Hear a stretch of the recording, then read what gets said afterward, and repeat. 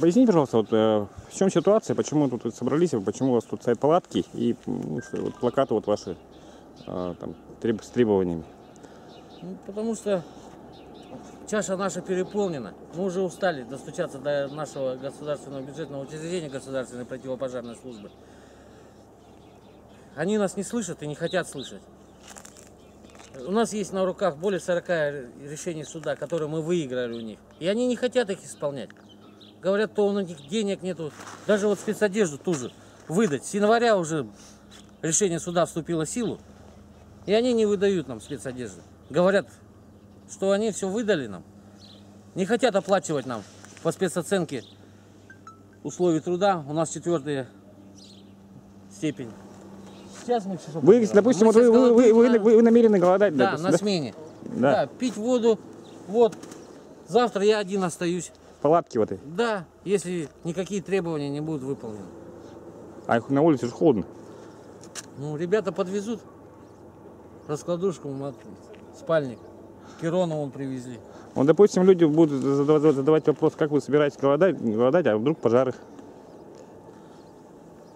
Ну как? Будем выезжать. Мы же не отказываемся от выполнения своих должностных обязанностей. Ну да, то есть получается, что вы будете в таком, скажем так, нехорошем, ослабленном состоянии, да, но будете работать все равно. Да. Понятно. Еще у меня вопрос такой, да, вот как часто у вас технику ремонтируют? Технику и деньги вот выделяются на такие вещи? Вообще никак, мы все покупаем. Вот эта техника, да, вот это даже здание.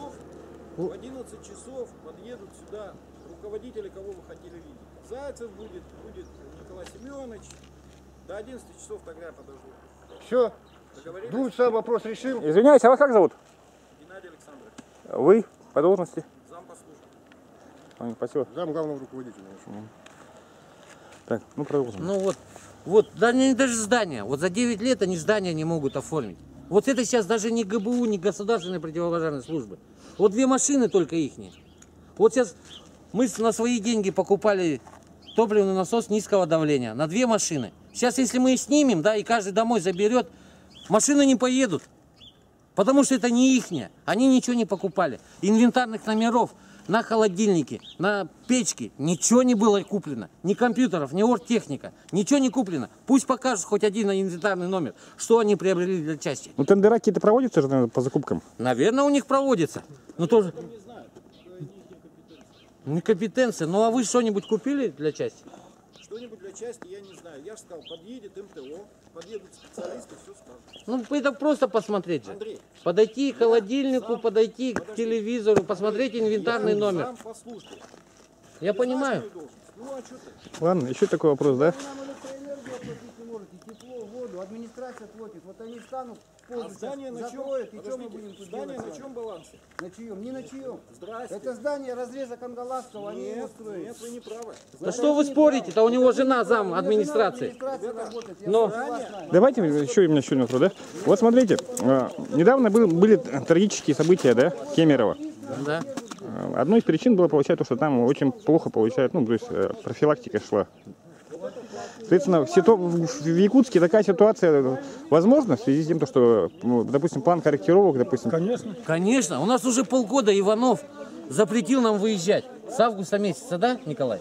Да, мы никуда не выезжаем. Это уже скоро год, да, будет, что мы никуда не выезжаем. Ни изучение района вызова, ни проверка водоисточников. Пожарные теряют практические навыки. Да, практически навыки теряем. Не знаю, вот Капитоновский дом инвалидов здесь, в 3 километрах. Там 140 лежачих больных. Их же надо как-то вытащить. Как, где, кто, куда их перенесли, со 2-го этажа перенесли на 1-й. Мы это не знаем. Потом пойдем мы вслепую. Куда пойдем, да?